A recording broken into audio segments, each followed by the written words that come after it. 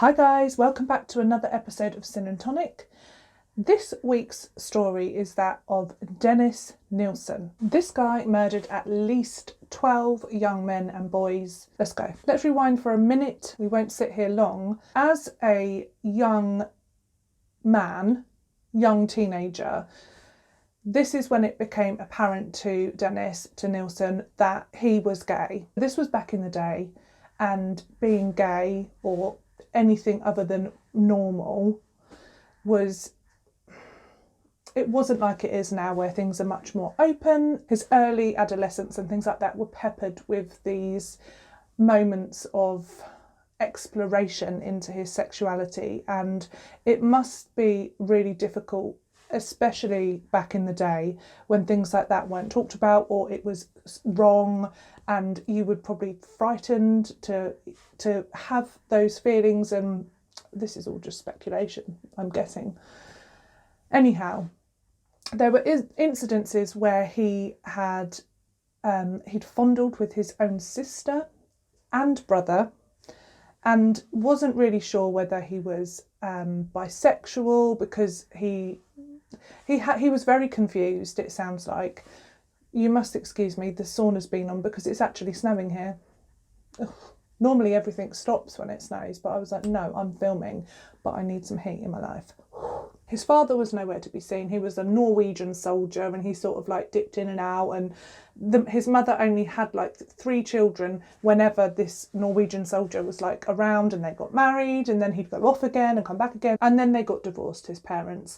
But his granddad was a great father figure for him, and they were very, very close. Unfortunately, his grandfather died at sea. He had a heart attack. He was a fisherman and he died at sea.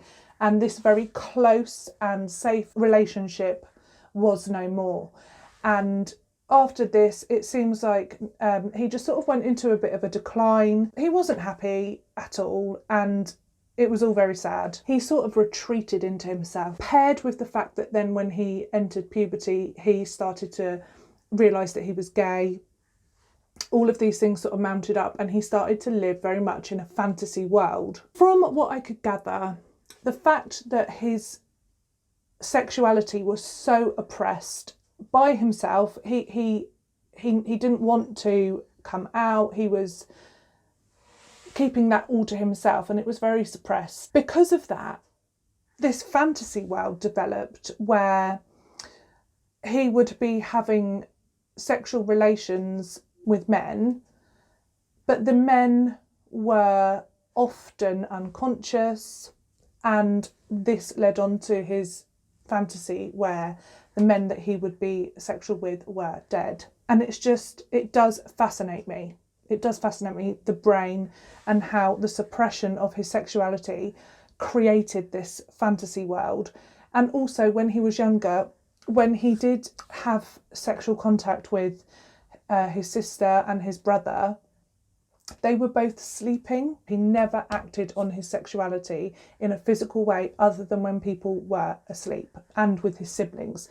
So the whole thing like kind of melded into this fantasy world that he was living in. Disclaimer, I am not saying that this makes anything that he did okay, but it's interesting to see the backstory. He went on to join the army. He found life at home just like stifling and boring and what have you. So he joined the army, and he said that the 3 years of training were the best years, or the happiest years, of his life.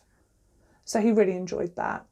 And there were times even then when he was in the army where he himself would make himself prone to like a sexual advance. So for example, he would get himself like massively drunk, and because he was really shy as well, he would often be like hammered and be really, really drunk, because he just was like really shy. And we all know what alcohol does, like makes you crazy, like excitable, you know, all these things that like obviously didn't come naturally to him. So he drank for that reason as well, to become a more sociable person, but also because he would then like pass out or pretend to be passed out in the hope, I'm guessing, that somebody would come along and like violate him, which is like really gross, isn't it? But that was like his hope.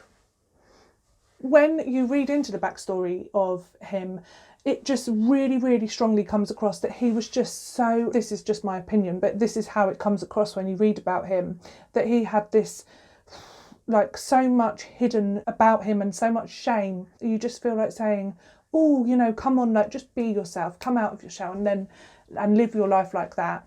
And he just couldn't do it, not in a normal way or a legal, healthy way at all. At one point, his older brother, in the midst of an argument, told his mother that Dennis was gay, and Dennis cut him off. He never ever spoke to his older brother again. So his issues with his sexuality, which is sad, are like the catalyst for all of this. And he never spoke to his brother again because of that. Nilsen decided to join the police, and he moved to London for his training. So it kind of makes sense. Army, police. Here we go. Moved to London. He missed the camaraderie of the army. It wasn't like a great fit for him. But he started going to gay clubs and having casual encounters with men. So he was openly gay to an extent. So he was obviously cross with his brother telling his mother about it, and I think conflicted. Lots of stuff going on up here about his sexuality, which is really sad. So that's all going on, but aware enough that he would go to gay clubs and hook up with men. So he wasn't suppressing that.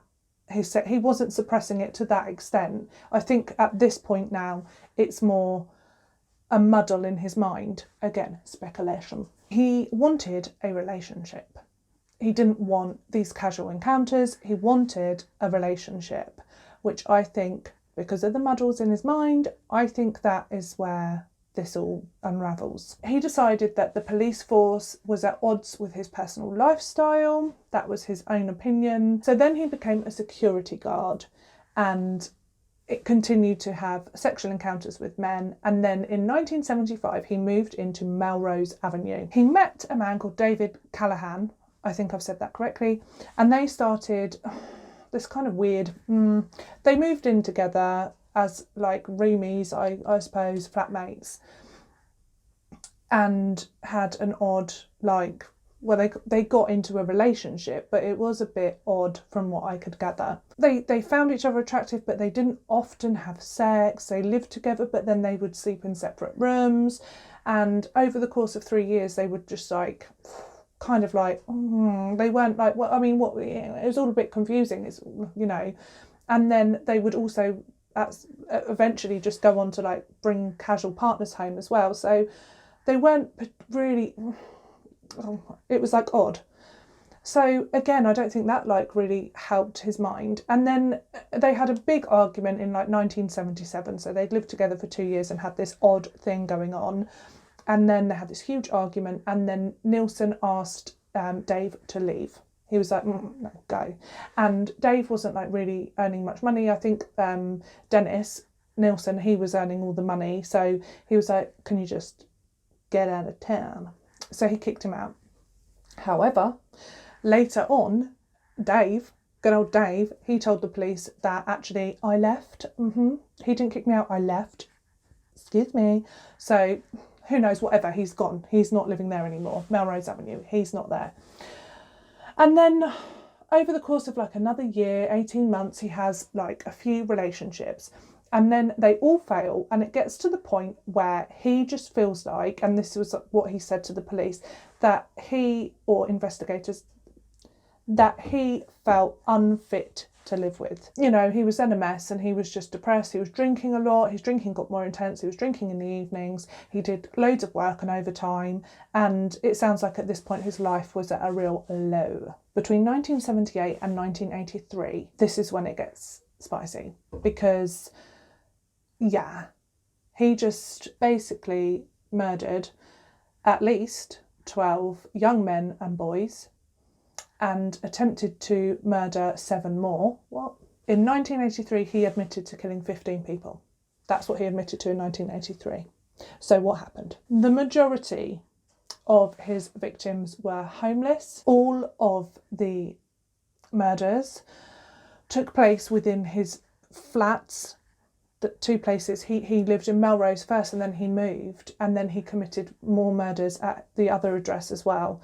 So they all took place inside his home. All of the murders, like his victims, he would offer them food, drink, and then ultimately strangle them to death, or if he would strangle them until they were unconscious and then drown them.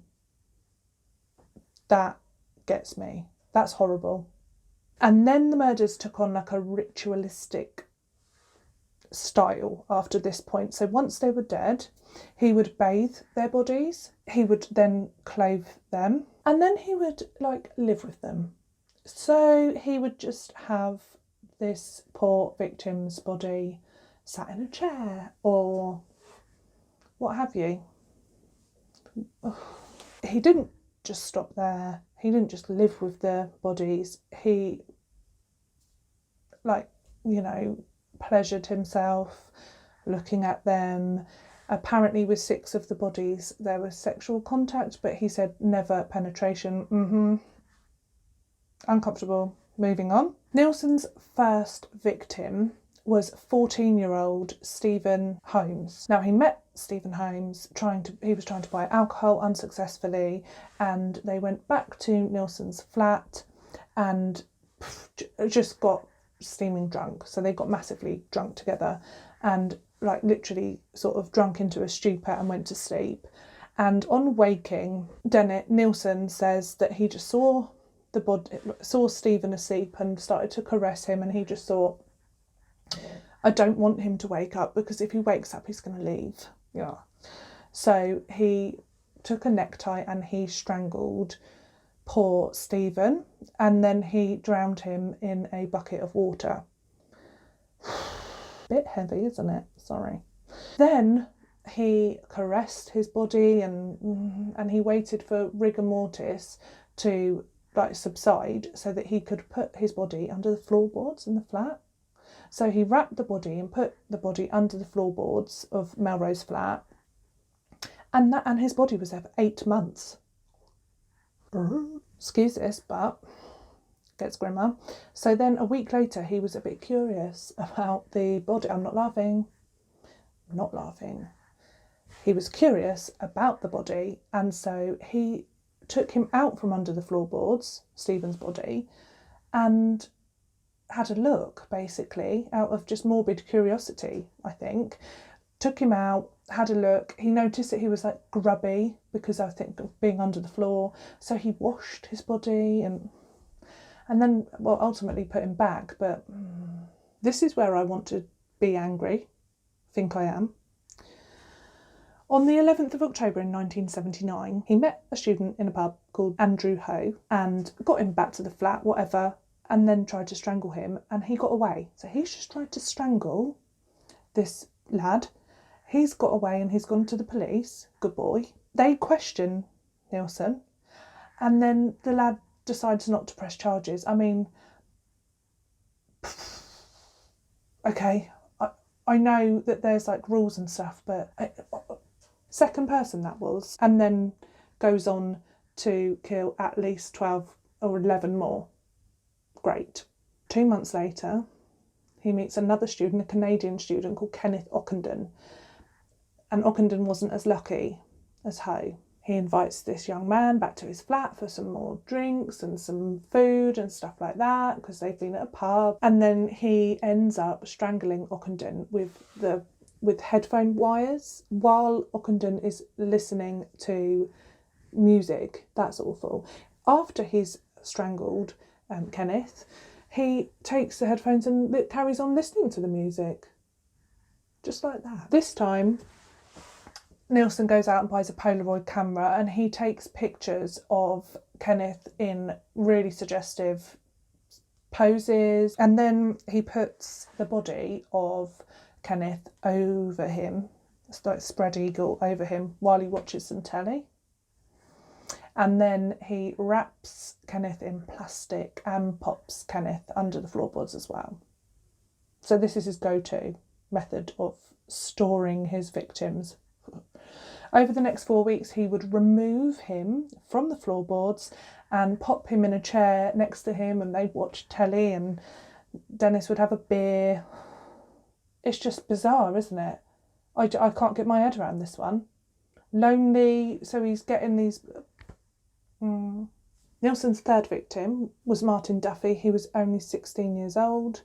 So he did say that with his first victim, Stephen, who was only 14, that he thought he was about 17 or 18. I mean, still very young, and that is beside the point, but he said he thought he was older. Martin was a runaway, basically. He'd gone to study without his parents' knowledge, and he was sleeping rough. Nilsen met him, offered him a place to stay. This young, vulnerable young man, teenager, offered him a meal, bed for the night. What are you going to do? When Martin had fallen asleep, Nilsen sat on his chest and put a ligature around his neck and strangled him until he was unconscious, and then he drowned him in the kitchen sink. After the death of Martin, he again bathed the body, and he kept Martin's body in a wardrobe for some time until he noticed signs of bloat on the body, and then he put Martin's body under the floorboards as well. Again, same sort of thing, like over a course of time, he would remove Martin's body and sit with him, drink, and act as if these were real people. He would talk, and yeah, it's getting dark, isn't it? After Martin's murder, he really picked up the pace, and he killed 5 more people and attempted to murder another 1 men. And only 1 of the victims was actually identified. That's awful, isn't it? Like I say, a lot of the men, it stated, were homeless and things like that. So maybe people, it's really difficult to find people then, isn't it? And identify who they are. Like you would suspect, the bodies of his victims underneath the floorboards started to attract like bugs, flies, insects. Grossness. Gross. Literally gross. I did wonder about this because I was like, okay, what's going on with all these bodies like under the floorboards? In the summer, he was just like, no. So by 1980, he's killed these 5 more people, as well as the 3 bodies of the people I've talked to you about. I'm just feeling slightly sick because of what's coming next. So the smell, summer, not having it, not feeling it, has a look. He notices, I'm just going to say it quick, get it done. He notices that there's like maggots crawling out of like the mouths and the eyes of the bodies. All like 8 of the bodies that are in his now underneath his floor. Literally not going to eat my dinner. This is disgusting. So he's like, you know. So he doesn't just straight away think, oh, okay, I'll take them out and let's do something with them. No, he just twice a day sprays around under the floorboards with bug killer, and puts deodorants and things underneath the floorboards. It's like, mate, that's not going to work. No. So in the late 1980s, he removes the bodies one by one, dissects them, takes their organs out, puts them to one side, and then burns their bodies in like the wasteland behind his flat. To hide the smell of these bodies that he's burning on this bonfire, basically, out the back of his flat, he put like a tyre on top, because that would stink as well. Like, and everyone recognises that smell. Ooh. So he does that. But and this makes it worse. Loads of like local kids come along and start watching this like bonfire. Oh, they don't know what they're watching, but so there's like the 6 bodies on this bonfire, and they're all just standing there having a watch. Oh my God. And the tyre, it must have stunk as well. Oh my crumbs. No. Yeah, he seemed to like feel quite gleeful about the fact that there was kids watching. Do you know what I mean? Shut up, Nilsen. Weirdo. When the fire had like burnt down to like ash and cinders and stuff, he gets a rake, go through that, have a look, anything there, anything recognisable as like bones. And there was a whole skull, like intact. So we just smashed that to pieces. Oh my gosh. The cycle continues. The murdering, the ritualisticness, the under the floorboards, and the then ultimate dissection, removing of the organs, burning of the bodies. Oh, it carried on. And there's more unidentified victims, really sadly. He would put their internal organs like in the wasteland behind his house and sometimes in his own rubbish. Okay. Why? Would they not burn? I don't get that. That's weird, isn't it? Don't get that. Let me know what you think in the comments. The final victim of Melrose Avenue was Malcolm Barlow. He was like drunk as hell outside the flat, and he wasn't drunk. I think he'd taken some medication for epilepsy and it had made him go all woozy and funny and his legs were all wrong. So Nilsen was like, oh, come in and I'll ring you an ambulance. At this point I'm thinking, oh my God, he's going to kill him. But he didn't. He called an ambulance, goes to hospital, gets sorted. Following day, this is like a horror film. You're like, no, what the hell are you doing? Barlow goes round to thank Nilsen. Yeah, goes round to thank him. Yeah, you know what happens. Have a dinner, have loads of drinks. He gets drunk, falls asleep on the sofa, and then Nilsen strangles him to death and then puts his body under the kitchen sink this time. Oh my God. Like, seriously? Can't cope with this one. In mid-1981, the landlord of the property, Melrose, he's like, I want to renovate. I need you to get out. Oh my God. Can you imagine? And Nilsen, of course, he was like, no, I don't want to go. But the landlord offered him like £1,000, which back in the day, that's a lot of pennies, isn't it? To go. He's like, okay. So God knows, what did he do? Like clean out under? Oh, don't know. We don't know. But he left. He moved into an attic flat in Granley Gardens, which is in North London, in October 1981. Day before he moved out of Melrose, what does he do? Oh, cheeky bonfire out the back, tyre on the top. I wonder what's there. So right up until the day before he vacated, he had bodies in the flat, under the floor. It just also seems like such a lot of effort. It must be really hard and difficult, lumbering around with bodies and dissecting and messy and just... He did it a lot. He did it a lot as well. Right, so at Cranley Gardens, he has no access to a garden, weirdly. And yeah, he's in the attic flat. There's no outside space in this property. For a while, he refrained himself from doing anything to anybody that he did even get to his flat. So he wanted to often and didn't act on it. And at one point nearly did strangle a boy of 19, but he stopped himself. There's not much about that, but yeah, so he didn't carry through with it. Then, in March 1982, he met John Howlett, who was 23 years old. They were drinking in a pub together in Leicester Square. Howlett, he was a fighter. So he put up a very ferocious and amazing fight against Nilsen.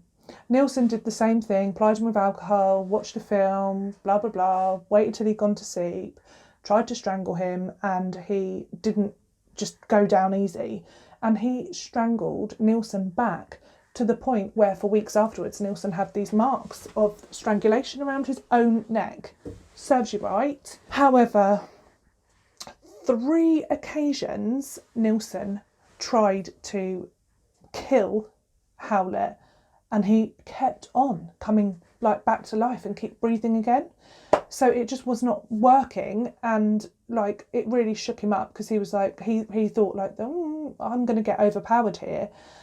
Eventually he filled his bathtub up with water and he did murder Howlett in the bath. Awful human. All the while after this, for weeks, bearing the brunt of this fight, this altercation that he'd had. In May of 1982, Nilsen meets Carl Stotter. I can't say that, sorry. He's a 21-year-old gay man, and they met in a pub, and same story, go back. However, this one's slightly different and bizarre, and again, makes me a bit angry. So he falls asleep, in a sleeping bag, this Carl, and wakes up to Nilsen strangling him. But he's saying, stay still, stay still. And he kind of briefly in his mind thinks that he's trapped in the sleeping bag and that Nilsen's trying to help him. He goes in and out of consciousness the whole time. He goes underwater in a bath, pushed down by Nilsen, and then let up for air. And Nilsen's like, you know, like he keeps saying, he says like, please don't do this anymore, blah, blah, blah. And then over the course of a couple of days, he keeps going in and out of consciousness. So it seems like Nilsen is basically killing him, but not killing him. Very odd, very odd. And for some reason, he lets Carl go. He takes him to a train station himself and he's like, I'm sorry. And he just says like, you were having a nightmare and you were stuck in a sleeping bag and you were getting strangled and I was trying to help you and that's what happened. And then see you later. I hope I can see you again soon. What? There were 2 further victims, Graham Allen and Stephen Sinclair. And once the same thing, lured these men back to his property, hot meal, drinks, bed, somewhere to stay, company. And he must have been quite charming and approachable. Strangulation. And this time the bodies were kept in a wardrobe, in a bag, or, you know, cupboards, things like that. And 3 days, Graham's body he kept in the bathtub and then he started to dissect the body. There's no outside space at this flat. So he starts dissecting and boiling some body parts to remove flesh from bones. Oh my crumbs. And then in small pieces tries to flush the remains of these 2 men down the toilet. Good one, Einstein. On the 4th of February, Nilsen himself wrote a letter of complaint to the estate agents about the system, saying that the drains were blocked. Is he stupid? You're flushing bits of body down there, dear. What? But honestly, did he want to get caught? I don't know. Or is he just really stupid? I don't know. Michael Grattan, who was a Dino Rod employee who's come round to the property because the drains are blocked, on the request of Nilsen, who's flushing body parts down the frickin' toilet, he discovers what's gone on. Opens a drain at the side of the property and it's just filled with flesh, small bones. So he obviously talks to his supervisor. They go back the following morning because he's gone out at dusk and it's getting dark and whatever. And he's like, this doesn't look right, boss. They go back together the next day and immediately call the police because that's human flesh. Oh, Christ. The remains were taken to the mortuary and it was found that like one piece was a piece of neck and it had a ligature mark on it. So they investigate a bit and they talk to the people that live in the property and they find out that the top floor flat belongs to Nilsen. He's not there, so they wait. They wait for him to come home and then they have a chat and they say like, can we come in and talk? And when they enter his flat, they just said it reeked of rotten flesh. What a giveaway. And this is why I think he wanted to be caught, definitely, because the police come in, they smell that smell. There's 3 officers. They know that something fishy's going on. And when they go in, they talk to him about the drains for a little bit, but they don't give it too much bother. And then they just say, come on, where's the rest of the body? Because they just sort of know, or they're just trying their luck. And he's just like, in the cupboard, in there, and just tells them straight off the bat, like, oh, okay, you got me. Didn't put up a fight. Oh, it wasn't me, none of that. He's like, yeah, in there. And they noticed that when they got nearer to these places that he pointed out that it reeked, it really stunk of like rotting flesh. Ugh. So they were like, oh, okay, right, he's telling the truth.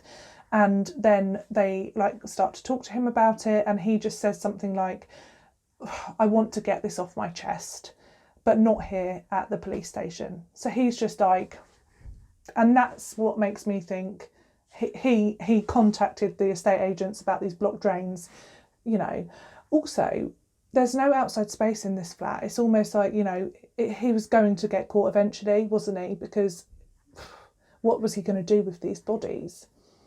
But yeah, it seems like his time was up. He was, of course, arrested. They opened up the bags and it was all like mixed match. There was a couple of the torsos of 2 men, one like skull with hardly any flesh on it, another severed head. Oh my God, just bits of bodies in these bags that were like, you know, where he'd showed them where they were. Horrible, awful. No, FYI, it is like basically nearly my tea time and we're having meatballs. When questioned, he confessed very thoroughly, detailed what he did with their bodies and then how he disposed of their bodies. He said it all. When asked if he had any remorse for his crimes, he said, quote, "I wished I could stop, but I couldn't. I had no other thrill or happiness." End quote. He said he didn't like the act of killing a murderer, but, quote, worshipped the art and act of death. He went on trial on the 24th of October in 1983. He pled not guilty to all of the charges after his very detailed and elaborate confession. But the case was all about like his mental health and stuff like that. He was found guilty and sentenced to life imprisonment with a recommendation that he serve at least 25 years. Nilsen died on the 12th of May in 2018. He got poorly with like an aneurysm in his stomach and they mended it, but then he had a pulmonary embolism. I think that's when the clot goes to your lung. Nasty. So he passed away. Ultimately, with this one, it seems like a very warped, sad, trapped, tragic mind stemming from adolescence and his struggle with sexuality and shyness. And ultimately it sounds like he really like wanted to stop and he couldn't and he was addicted. When he said the act of death and things like that, it's like ritualistic, the whole thing. So yeah, it seems like he was like addicted to it and he definitely, in my opinion, wrote like kind of like turned himself in by saying about the blocked drains. Or even doing that in the first place, because what did he think he was going to get away with that? Like, you can't even put a baby wipe down the toilet without it blocking. So yeah. Anywho, I realised that I've done this entire video and I left my glass of gin in the house and it's so cold out there that I just didn't want to go and get it. So it hasn't felt very ginish today. I will make up for it next time with 2 glasses of gin. But yeah, as the heat of the sauna is subsiding, I can feel the freezing coldness coming through this door. Luckily, we haven't got a very big garden, so I'm going to carefully make my way back to the house and enjoy my meatballs, hopefully.